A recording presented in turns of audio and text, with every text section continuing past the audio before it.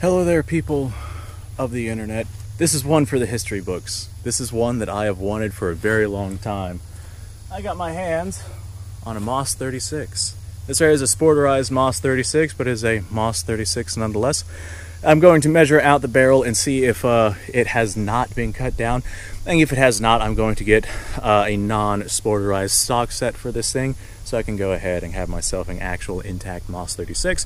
But right now, this right here is what I have, and this right here is absolutely good enough for me to enjoy out here on the range. Now, the butt pad is a heavy rubber butt pad, but I don't believe the Moss 36 is going to have particularly stout recoil. It is a 7.62 by 54 cartridge, but it's not the Russian rimmed cartridge. It is the 7.62 by 54 French cartridge, so very, very interesting distinction. I do not have crimp dies for the ammunition, so I will be loading these one round at a time, but we are out here. I got a cardboard target downrange, and we're going to see how accurate this rifle is. So the Moss 36 was originally designed by the French with the intention of having it be second line troops. It was supposed to be a very quick, cheap, easy to manufacture bolt action rifle, and it was made during a time period where the French saw the writing on the wall, and they knew that self-loading technology was definitely going to be the predominant wave of the future. As a matter of fact, they were working on the Moss, I can't remember what designation it was during the time period where they were working on it, but it was the semi-automatic self-loading 7.5 French rifle, and they knew that right there was going to be their primary issue fighting rifle. But these right here, they could make a lot of these very quickly, and they could give them to people who weren't necessarily going to be fighting on the front lines, but should still have some sort of fighting rifle. So they ended up making a whole bunch of Moss 36s. Well, then Germany came rolling around, and they were like, hey, guess what, France? Oh boy, guess what? And France was like, oh God, well, the Germans are coming. What do we have available to us? Well, we got a bunch of these Moss 36s, and we can make them very quickly and easily, and they're very much available, and they'll get the job done.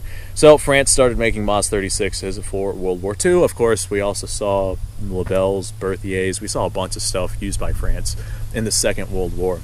But the Moss 36 is what they were using as their standard infantry rifle for the Second World War. Now, with the Moss 36, the rear sight, actually neither of these sights are adjustable in any way besides elevation. And the rear sight is, well, that's what you adjust for elevation, but it cannot be adjusted for windage. So with the ammunition that I have 150 grain soft points, and with my cardboard target down there, we're just going to kind of see where these rounds hit down there. And, well, I don't have much of a means to be able to change that, so I guess I'll just have to Kentucky windage it if it is not exactly where it is that I want it to be. Hopefully it's something like an elevation change, and hopefully it's something nice and simple to where I can be like, alright, well, I'm at 100 yards, just elevate this up to 300 yards, and I'll be smacking right on my point of zero. And, well, let's see what the bore on this actually looks like. I haven't checked out this rifle at all. I do want to give a shout out to Iron Range Arsenal, just because, you know, they're the ones that I had bought this rifle from, and they're the ones that, well, they were very nice. They were a very nice guy that sent me this rifle, and I was like, you know what, I like you so much, I like dealing with you, I'm going to go ahead and shout you out on my channel. They're not a sponsor of any means, of any way. I bought this with my own money, but they were just awesome, so I figured I'd go ahead and chat them out. We got ourselves plenty of meat on this bore here, so this right here should be a pretty gosh darn accurate rifle. So assuming that everything else goes according to plan, I see my cardboard target down there is starting to fall over, but not quite. Let me go ahead and throw on some ears. This is an internal magazine. I think it's 5 rounds. And these should be fed with stripper clips, which I don't have, but they look like Mauser-style stripper clips. So most of you people would be able to understand relatively what that looks like. Let me go ahead and throw on my earmuffs here, and I'll send around downrange at my target. Actually, let me just look down the barrel, look down the bore, make sure there's no barrel obstructions, confirm the gun is in fact empty, and the bolt is completely open. Correct, no barrel obstructions. So I'm going to just go ahead and put a round into our magazine, see how well our magazine here works. That looks like it works fine. And we loaded and chambered just fine. Hopefully the headspace on this thing is all right. I have not tested that. Let me aim down at my target. I don't like this. I'm assuming it's an aftermarket safety, because I'm pretty sure the Moss 36 had no safeties on it. But we have this aftermarket safety right here on the rear of the receiver. That might have been an import restriction or something. All right, well, we did fire, and I didn't get any gas in my face or anything, so that's a good sign. Let's see how well extraction works. Extraction and ejection worked just fine. And this is reloadable PPU brass, so I will go ahead and save that. So she fired very comfortably. Not that much recoil. I was expecting more recoil from the 7.5 French, but to be fair, I do have this undercharged just slightly. I tend to undercharge my ammunition for range running, and this is undercharged by about 7%, if memory serves me correctly. So yeah, let's go ahead and set another round downrange.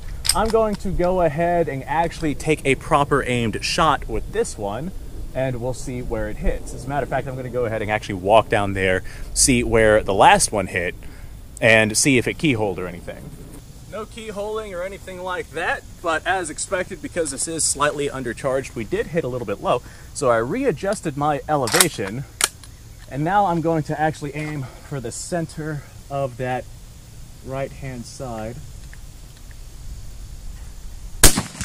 All right, that felt like it was a more powerful round, and it does look like we hit a little bit low on that one as well. So elevate this a little bit more.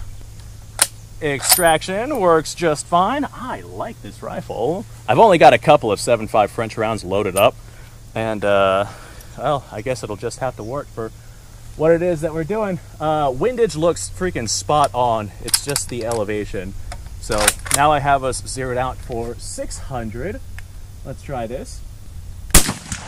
And that is definitely better. That is significantly better, but let's see if we can go up a little bit higher. Now, if I had properly loaded 7.5 French, then this right here would probably be much more on target. And bear in mind, we are only at about 40 yards or so. Whenever I bring it out to 100, I'll have to make some readjustments, but honestly, I'm just glad that we're not seeing any keyholing or anything like that. All right. What's wrong with you, huh?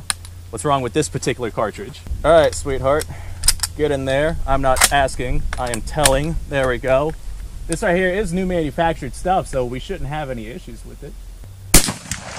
All right, okay. Yeah, that's right at point of aim. So at 40 yards, the 800 meter mark is what we want for that accurate fire. So let me walk down there. Wow, that was awesome. Let me walk down there and I'll check that out. We'll do some actual volume of fire with this once I get actual reloading dies. I just kind of made what I have work. Okay, so at our 40 yards, this right here is from a previous video, ignore this one. At our 40 yards, I was aiming for the center of the box right here, the first shot. So we hit about, well, I was aiming about right here. We hit about a foot low at 40 yards. So I increased to 200 meter zero with our particular loading. And we did raise a little bit by a couple of inches, and I aimed for the center of this panel right here. So the windage is right on the money. The windage is right where we need it. It's the elevation that we were looking at. But I increased to 200 yards, then I increased to 400 yards, then I increased to 800 yards, and my aim point was about right here. So 800 yard zero seems to be what we want for about this distance. I'm gonna bring it out to 100 yards or so. Whenever I have more ammo, that was all of my ammo that I had. I'm gonna bring it out to 100 yards or so and actually accuracy test this thing and get it firing properly. So that was fun. I like this rifle. I actually really like this rifle.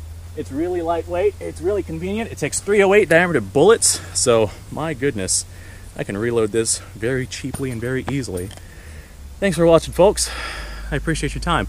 Like, subscribe, share. Description below has a link to all sorts of stuff. Go check it out. You guys go off, have yourself a fantastic day. What do y'all think about the MOS 36? I think that it was worth every penny, and I think that once I get it figured out properly and hitting accurately at long distances, I think that I'm going to have a very, very adequate rifle to use on my gun range. So I'm going to clean this dirt off because I laid it in the sand like an idiot, and it's got oil and Vaseline on it. You guys go off, have yourself a fantastic day. I'll see you all in the next one.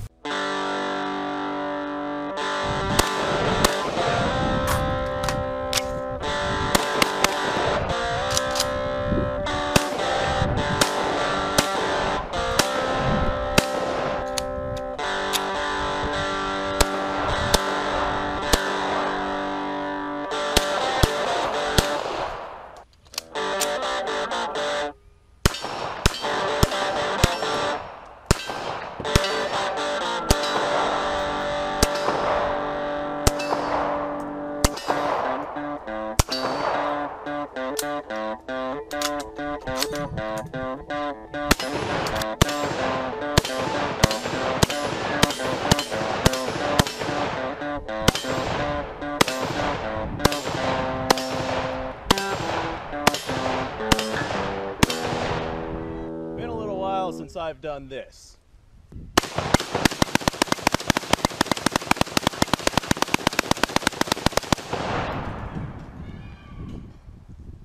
Bonnie and Clyde be damned. The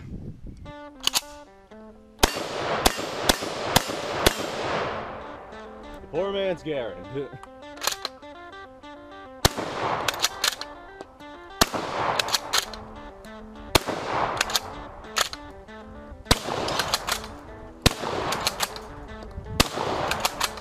It's a shame that bolt-action shotguns aren't more mainstream.